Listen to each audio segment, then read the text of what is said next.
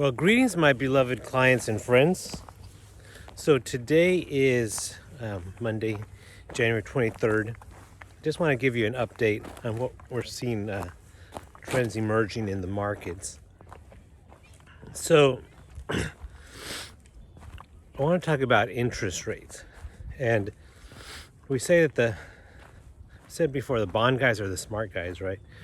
And Powell has aggressively raised interest rates, but the rate that he controls is the overnight rate. Is that banks charge their best corporate customers. Okay, so the, that's like the 1 day rate that they charge to the banks, the overnight rate. But there are debt instruments with maturities from 1 day to 1 month to 1 year to 5 years to 10 years to 30 years and beyond. So, but he only controls the overnight rate, right? So that's the part of the curve that he's raised quite a bit. But the bond market, on the longer end of the curve, rates have not gone up that much.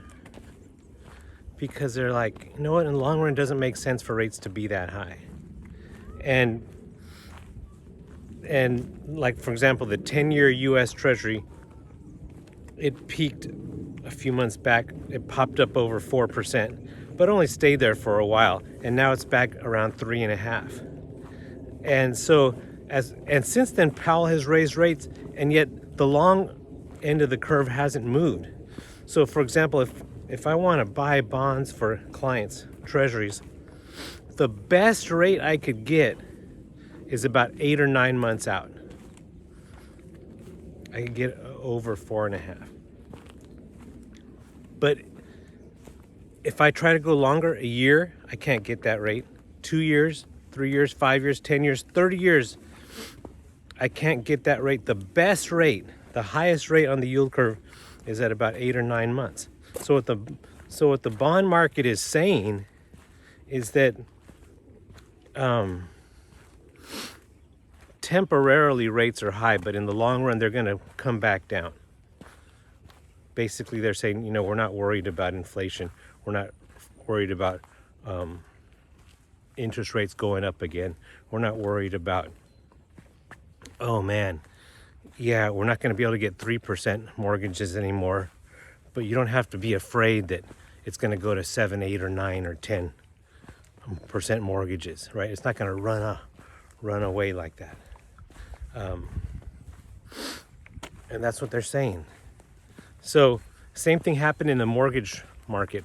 It popped up above 7% for a little bit, and now it's back down to 6. And I think it's settling in. And what the bond market, I believe, is saying is that, these rate hikes that Powell made have had the desired effect of controlling inflation. Okay, so inflation is under control. That's not a thing that we need to be worried about, that we're going to have this long run runaway inflation, and that's why long rates are low.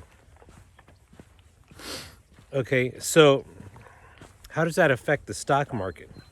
Well, when Powell started to raise rates, and you start to worry, it affects growth stocks the most, because the value of growth stocks is in the future. And you have to discount that future value back at a certain discount rate. And so when the discount rate is 0, the value of those things is technically infinity. But when you start raising that rate that you discount those at, if you say, well, what if we have to discount that growth at 2 or 3 or 4%? Well, that lowers the current value of that company. And as Powell was aggressively raising rates, the panic and the fear came in, like, what if we have to discount that at 5% or 6 or 7 or 8 or 9? And that crushes the value of growth stocks, right? So as people were fearful that the discount rate might become very high, they sold off growth stocks. because they're worth much less at a higher discount rate.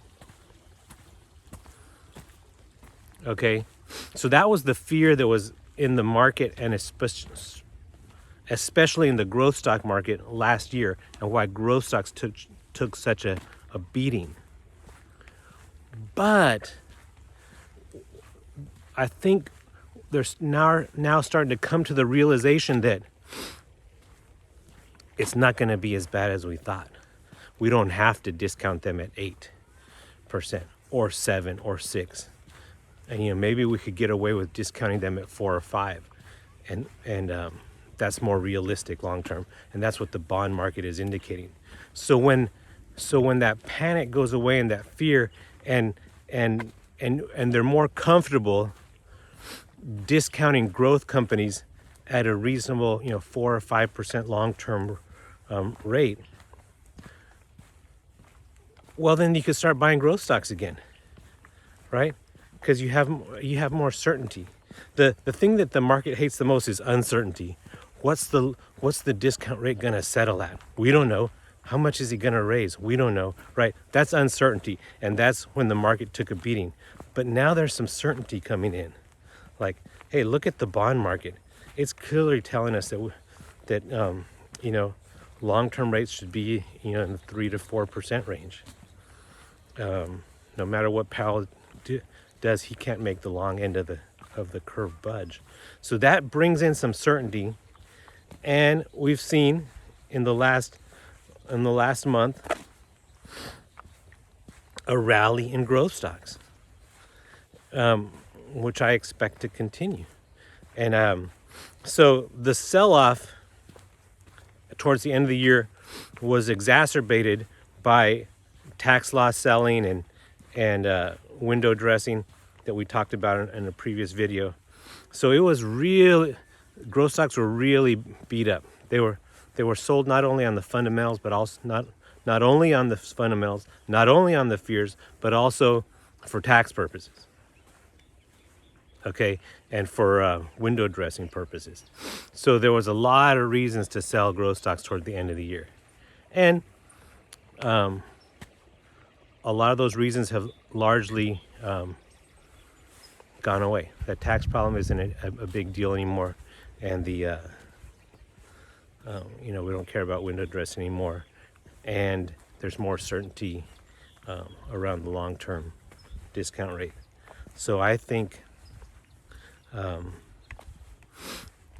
I feel more comfortable with the growth stocks in the portfolio. I'm not trying to sell them, and I'm maybe looking to add to some of those positions. Right? I'm not worried about the Adobes and the Amazons and the Googles as much. Tesla and I actually bought Airbnb, I mentioned. So yeah, I think that there's opportunity there. Now, we're not just going all in like crazy, because we do have some inflationary pressures, and we talked about the housing shortage and the labor shortage and the deglobalization. So I want to address those a little bit more. So by deglobalization, what we mean is in the last 20 years or so, we're like, where's the absolute lowest cost place to produce anything? And the answer was China. And and it was much cheaper to make stuff in China. But what we realized is we made them pretty powerful, and they have different political views than us, and we started to see, well, maybe that's a risk, and maybe we shouldn't go so crazy about being all in on China. So little by little they're bringing manufacturing back to a place where it's a little bit more expensive to manufacture. But when you consider the total cost, the opportunity cost, you're like, maybe we should pay a little bit more, but not have that other big risk that China might change their mind about something. So that's a little bit inflationary as corporate America is considering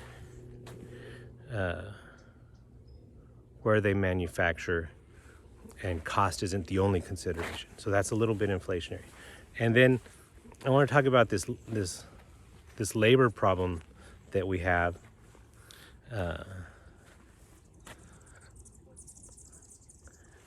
And that it's not by any means an easy fix. There's a labor shortage. We're about 4 million workers short in America. And it's a generational thing.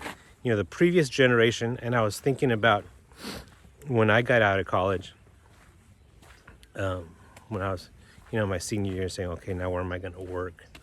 The companies that were recruiting heavily and were looking for someone like me were companies like Duracell, Kraft, Nabisco, Frito-Lay. I could have got jobs at those kind of places, but I wanted to be in banking. So the companies I was looking at was Wells Fargo, Bank of America, Union Bank. I ended up at Wells Fargo. But big corporate America that's what you do. You go to college and get a job in corporate America. Work hard, work your way up. But that mindset has kind of been being eroded over the last 20 or so years, because I graduated in 91, and then tech become the great place to work. You want to go to college and then get a job at Microsoft or Intel or Yahoo or AOL. Remember them, right? You want to get a job at one of those type of companies. And then there was a big recession in 2000, 2001, 2002. And when it came back in 2003, they called it a jobless recovery, because the economy came back, but the jobs didn't come back in the same manner.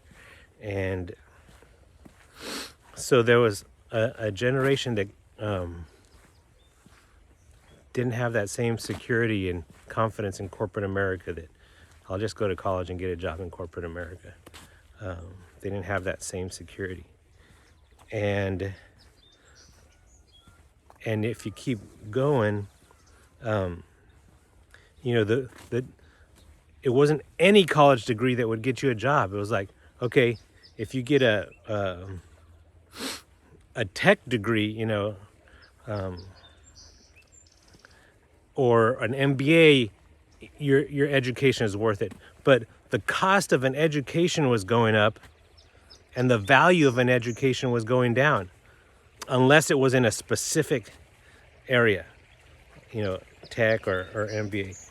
And so there was a generation that was like, man, I'm going to go to college and come out with debt and might not get a job, right? So they became less and less confident in that tried and true pattern of, go to college and get a good job in corporate America.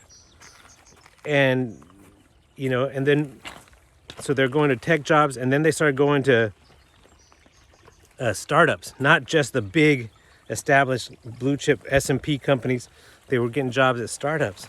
So they're moving away from corporate America jobs to tech jobs to startup jobs.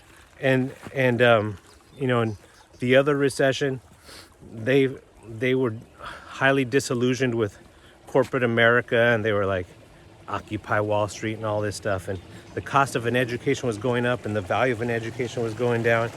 And so they abandoned that established pathway to get a job. Go to college and get a job in corporate America. And they started getting jobs that they call it the gig economy.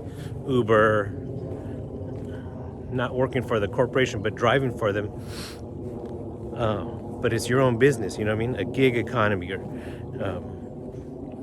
having a podcast, or being a YouTuber or an influencer, or all these like gig jobs, or WeWork. No, that's not it. It's Fiverr is a place where you do freelancing and stuff, right? So the flow of young people into corporate America is very different in this generation than it was my generation or the generation before. So as the baby boomers are retiring, and that next generation is not filling those jobs. They're not rushing into corporate America the way the previous generation was. And so there's a labor shortage, and it's not going to be easy to fix. We need immigration, or like I said, the government to lay off a bunch of people, and those things are unlikely to happen. So that's inflationary. A labor shortage is somewhat inflationary. So, but it's really the last thing in the economy that's inflationary. So I'm concerned that Powell will focus on that and keep rates too high for too long. That's still a concern. So we're not all in. But the market's kind of hoping that he won't.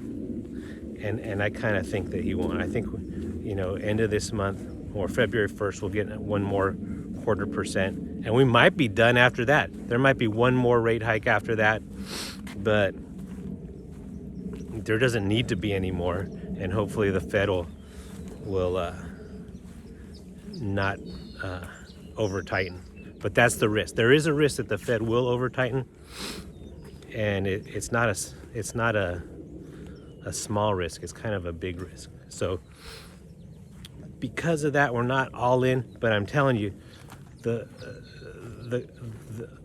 growth stocks and finding a discount rate that we're comfortable with, lower than what we had feared, bodes very well for growth stocks. So that's going to impact our portfolio management decisions, at least in the near term. Okay, so I'm encouraged by that, and I wanted to share this with you so you could be encouraged by that. But there's always, clouds on the horizon that we're going to have to navigate through. So, and we're here to do that. So, like I said, have any questions, feel free to reach out, and we'll be in touch. Okay, have a great day.